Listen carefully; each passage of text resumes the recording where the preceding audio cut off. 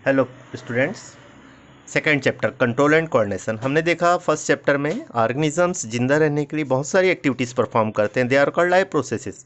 और उन live process की इन बिटवीन एक्टिविटीज़ को आपस में कोऑर्डिनेट करना, एक दूसरे से कोरिलेट करना, उसके लिए जो सिस्टम या वर्क परफॉर्म करता है, that system is called control and coordination. Actual में रिस्पॉन्स हम डिफरेंट टाइप की जो वेरियस टाइप की स्टिमुली होती है उनके अगेंस्ट परफॉर्म करते हैं। ऑल और living organisms have a well organise system. जैसे हम हमारी बॉडी में देखें तो हमारी बॉडी में ब्रेन है, डिफरेंट पार्ट की एक्टिविटीज़ को कंट्रोल कर रहा है। हार्मोनल सिस्टम है जो सिक्रेशन से डिफरेंट एक्टिविटीज़ को कंट्रोल करते हैं। एज इट इज़ प्लांट में भी कंट्रोल एंड कोऑर्डिनेशन होता है। तो प्लांट के कंट्रोल एंड कोऑर्डिनेशन में हम देखेंगे growth and development of plants are regulated by hormones. Plants में नर्वस सिस्टम नहीं होता। प्लांट्स में ग्रोथ हार्मोन्स के थ्रू कंट्रोल होती है और प्लांट्स हार्मोन्स को कहते हैं phyto hormones. Phyto hormones 5 types के होते हैं। तो याद रखेंगे हमारी फिंगर जैसे 4 फिंगर्स प्लस सिंगल थंब। तो एज इट इज़ हम 4 हार्मोन्स जिनको हम कह रहे हैं ऑक्सिन, जिबरलिन, साइटोकाइनिन, इथाइलिन, ये ग्रोथ रेगुलेटर्स कहलाते हैं। और एक थंब लाइक एब्सिसिक एसिड जिसको हम ABA ग्रोथ इनहिबिटर्स कहते हैं। ऑक्सिन प्लांट्स की स्टेम्स की लीव्स की टिप्स में सिंथेसाइज होता है और पोलर मूवमेंट करता है और ये प्लांट्स के एपिकल डोमिनेंसी के लिए रिस्पॉन्सिबल होता है। हम देखेंगे यदि माली या गार्डनर मोस्टली कटिंग करते हैं तो बुशेस या झाड़ियाँ बनती है। रीज़न होता है एपिकल टिप्स को रिमूव करता है। दूसरा हार्मोन्स जो प्लांट की ग्रोथ की लेंथ के लिए रिस्पॉन्सिबल होता है, दैट इज कॉल्ड जिबरलिन्स। और जिबरलिन्स को हम फुलिस हार्मोन्स भी कहते हैं। याद रखना ऑक्सिन जो नेचुरली वे पे ऑप्टेन होता है उसको कहते हैं indole acetic acid, IAA। Next plant में सेल डिवीजन के लिए जो हार्मोन्स रिस्पॉन्सिबल होता है उसको कहते हैं साइटोकाइनिन्स। ये रूट टिप्स में सिंथेसाइज होता है और अपवर्ड जाइलम के थ्रू मूवमेंट करता है। ऑक्सिन स्टेम और ब्रांच की टिप्स में सिंथेसाइज होता है और ये डाउनवर्ड्स लेटरली मूव करता है। जिबरलिन्स भी नोड्स इंटरनोड्स में थ्रू फ्लोएम डिस्ट्रीब्यूट करता है। नेक्स्ट लास्ट जो ग्रोथ रेगुलेशन के बाद जब मैच्योरेशन स्टेज आती है उस समय जो फॉर्म्ड होता है that hormones is called ethylene या इथाइलिन हार्मोन। इसको हम राइपनिंग हार्मोन्स भी कहते हैं। ये प्लांट की राइपनिंग के लिए रिस्पॉन्सिबल होता है। जब प्लांट्स में एब्सिसिक एसिड्स का फॉर्मेशन होता है तो ये सभी हार्मोन्स की एक्टिविटीज़ को वो स्टॉप करता है। तो इनको हम कहते हैं एंटागोनिस्टिक हार्मोन्स।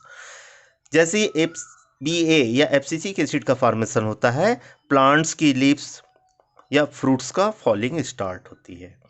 तो याद रखना फाइटो हार्मोन्स ज़्यादा कुछ नहीं पूछा जाता। फाइटो हार्मोन्स के नाम पूछे जाते हैं, कहाँ सिंथेसाइज होता है, उनके फंक्शन कहाँ है। तो याद रखना रेगुलेशन के लिए, न्यू ब्रांच ओरिजिन के लिए, ये लेंथ इंक्रीज करने के लिए, ये सेल डिवीज़न के लिए और ये राइपनिंग के लिए और ये फॉल करने के लिए, या सिंपल सा हम कह सकते हैं मैच्योरेशन पे, एजिंग पे ये रिस्पॉन्सिबल हार्मोन्स होता है। एक्चुअल में इथाइलिन भी एजिंग के लिए रिस्पॉन्सिबल है। प्लांट्स में ग्रोथ के साथ साथ मूवमेंट्स आकर्ष होती है जिसमें चेंज इन डायरेक्शन होता है। तो मोस्टली स्टिमुली के लिए होती है। तो प्लांट्स बेंड हो जाता है, डायरेक्शन चेंज कर जाता है या कॉइलिंग करने लग जाता है या ट्विस्टिंग हो जाता है। तो इनको हम मूवमेंट इन प्लांट्स कहते हैं। अब मूवमेंट इन प्लांट्स 2 टाइप की होती है। ऑटोनोमिक जो प्लांट्स में हम देखते हैं प्लांट्स की ग्रोथ कंटिन्यू आकर्षित रहती है, वो स्ट्रेट लाइन में भी हो सकती है और रोटेशन भी हो सकती है। ये डिपेंड करता है वहाँ पे क्या चीज़ स्टिमुली है। यदि उसको ठीक एक ऑब्जेक्ट मिल जा रहा है तो उसके थ्रू कॉइलिंग होते हुए जा सकती है, रोटेशनल हो जाएगा, या स्ट्रेट लाइन पे नॉर्मल वे पे सन की डायरेक्शन की मूव करना स्ट्रेट लाइन हो जाता है। और कुछ मूवमेंट जो पैराटोनिक होती हैं, जो एक्सटर्नल स्टिमुली पे डिपेंड होती हैं, that is called paratonic movement. Paratonic movement 2 types की होती हैं, ट्रॉपिक मूवमेंट जिसको हम ट्रॉपिज्म भी कहते हैं और नेस्टिक मूवमेंट जो नॉन डायरेक्शनल और रिवर्सिबल होती है, that is called nastic movement.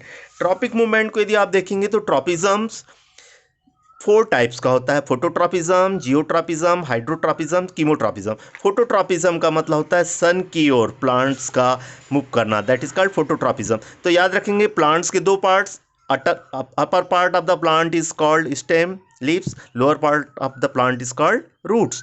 तो रूट और स्टेम दोनों फोटोट्रॉपिज्म्स के लिए नेगेटिव और पॉजिटिव रिस्पॉन्ड करते हैं। जैसे हम एक पॉट जिसमें प्लांट्स लगा हुआ है उसको बेंड कर देंगे तो कुछ दिन बाद हम देखते हैं कि प्लांट की स्टेम बेंड होके अप डायरेक्शन की ओर जाने लग जाती है, जिस डायरेक्शन में सन होता है उसकी ओर मूव करने लग जाती है, और रूट्स टूवर्ड्स अर्थ की ओर मूव करती है। तो यहाँ पे हम देखेंगे स्टेम पॉजिटिव फोटोट्रॉपिज्म शो कर रहा है और रूट निगेटिव फोटोट्रॉपिज्म शो करती है।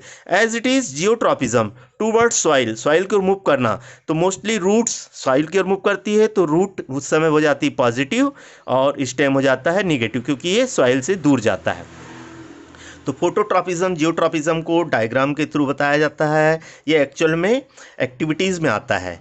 तो व्हाट इज़ निगेटिव फोटोट्रॉपिज्म पूछा जाएगा, तो away from the sun, yes light, sunlight, that is called negative phototropism. Towards sunlight is called positive phototropism. यदि हम एक बंद कमरे में एक फ्लावर पॉट को रख दें, तो जिस डायरेक्शन से, जहाँ पे होल हो, जहाँ से सन की रेज आ रहे हो, तो प्लांट्स उस साइड बेंड करता है, that is called phototropism. As it is roots का, जहाँ जिस सोर्स में वाटर अवेलेबल होता है उस साइड की ओर मूव करना, रूट हेड्स का वाटर को एब्जॉर्ब करने के लिए मूव करना, that is called hydrotropism. Water की ओर मूव करना हाइड्रोट्रॉपिज्म। फिर कीमोट्रॉपिज्म, केमिकल्स जो अवेलेबल होते हैं उस साइड पर जाना, कीमोट्रॉपिज्म्स होता है। या प्लांट्स में देखेंगे पोलन ग्रेन्स का स्टिग्मा पे जाना और स्टिग्मा के इनसाइड जो सिक्रीशन होता है उसकी ओर मूव करना, दैट इज कॉल्ड कीमोट्रॉपिज्म। तो ये सभी ट्रॉपिज्म स्टिमुली पे डिपेंड करते हैं। एज इट इज एक और मूवमेंट होता है, that is called nastic movement, जो रिवर्सिबल होता है और नॉन डायरेक्शनल होता है। जैसे हम टच मी नॉट प्लांट, छुई मुई का पौधा देखा होगा, जैसे हम उसकी लीव्स को छूते हैं उसकी पूरी पत्तियां झुक जाती हैं, मुरझा जाती हैं और कुछ देर बाद देखते हैं वापस हो जाती हैं, that movement is called nastic movement. Nastic movement 2 type का होता है, सिस्मोनेस्टिक, इसी के लिए एग्जाम्पल में याद रखना टच मी नॉट प्लांट, और दूसरा होता है निक्टिनेस्टिक मूवमेंट। निक्टिनेस्टिक मूवमेंट्स का मतलब होता है जो रिवर्सिबल होती है, डायरेक्शनल होती है और कुछ समय बाद एक रिस्पॉन्स शो करती है। जैसे हम कह दें लोटस प्लांट, मॉर्निंग में ओपन होना या सन के प्रेजेंटेशन पे ओपन होना और शाम को होते हुए क्लोज हो जाना, दैट इज कॉल्ड फोटोनेस्टिक। मतलब जब तक लाइट है तब तक प्लांट में ये मूवमेंट आकर्ष होगा। थर्मोनेस्टिक, जिस डायरेक्शन से सन है या जिस साइड से टेम्परेचर मिल रहा है उस डायरेक्शन की ओर मूव करना, दैट इज कॉल्ड थर्मोनेस्टिक। तो थर्मोनेस्टिक के लिए हम कहेंगे सनफ्लावर, फोटोनेस्टिक का हो गया लोटस फ्लावर, सिस्मोनेस्टिक का हो जाएगा टच मी नॉट प्लांट, और ट्रॉपिज्म्स के लिए आप चारों में से कोई भी एक को एग्जाम्पल के थ्रू बता देंगे। इस कंप्लीट चैप्टर में याद रखना प्लांट से रिलेटेड हार्मोन्स के नाम, हार्मोन के फंक्शंस और डिफरेंस पूछा जा सकता है मूवमेंट एंड ग्रोथ में। इस टॉपिक से रिलेटेड अभी हम कुछ नोट्स प्रोवाइड कर रहे हैं, उस नोट्स को आप अपनी कॉपी में लिखेंगे और जो असाइनमेंट मिल रहा है उसको कंप्लीट कर लेंगे। इस चैप्टर से रिलेटेड जो भी डाउट है अभी आप देख लीजिए, उसके बाद मुझसे अभी 1 घंटे के अंदर आप पूछ सकते हैं।